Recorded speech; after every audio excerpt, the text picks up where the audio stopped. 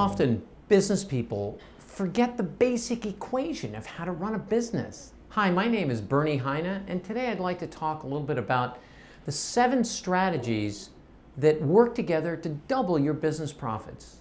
Now that sounds a little bit unbelievable. How are we going to just double our profits?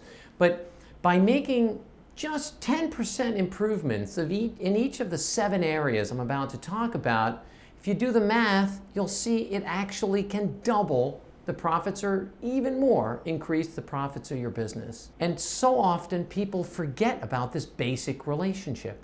We have to sell to more people. We have to sell them more stuff.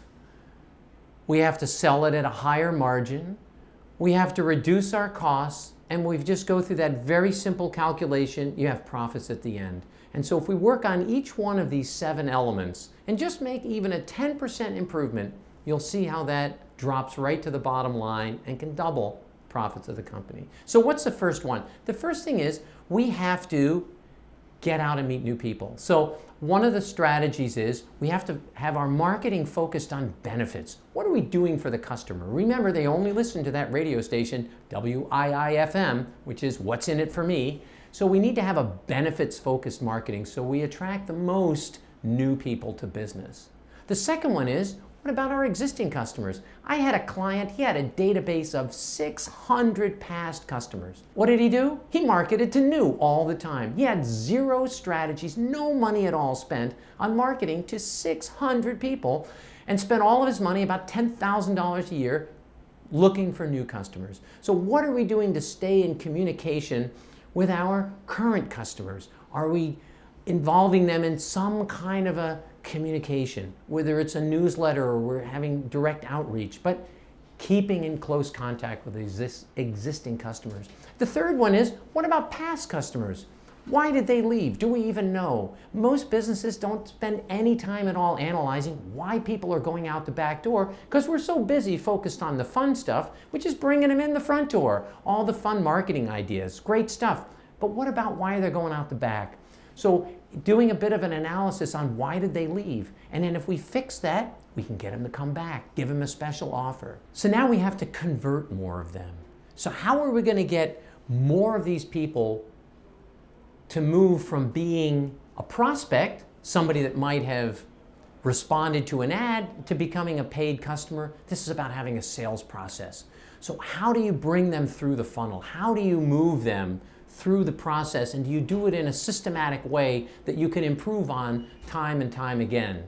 And so this means having a sales process, detailing it out with flow charts, and even if you're a one-person company, you can still assign yourself the tasks of moving through the sales process and knowing where you are with each individual.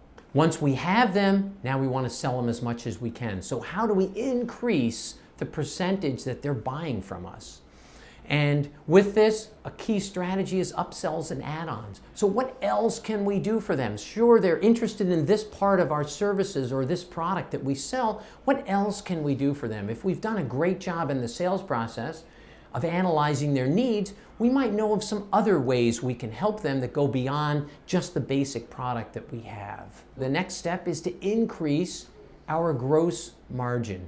So how can we cut costs, raise prices so that we have better margins on our products? I mentioned raising prices, and most people think, yeah, right, we can't do that.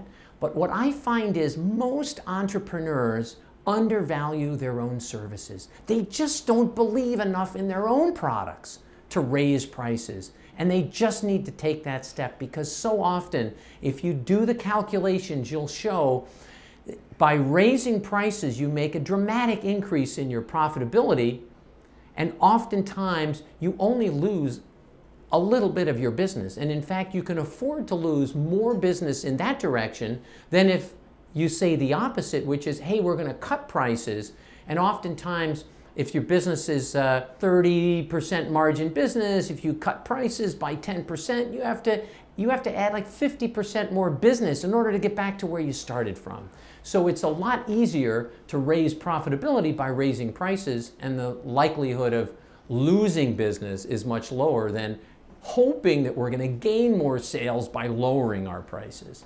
So the next step down is, what about our fixed costs?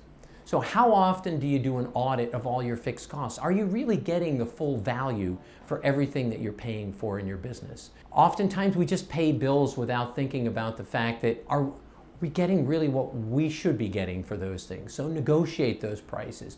Work on reducing your fixed costs so that the bottom line is the profits will come out. So if you go through all those steps, just making a 10% improvement on each one of those areas, you'll be surprised to see, and happily surprised to see, a doubling of your income.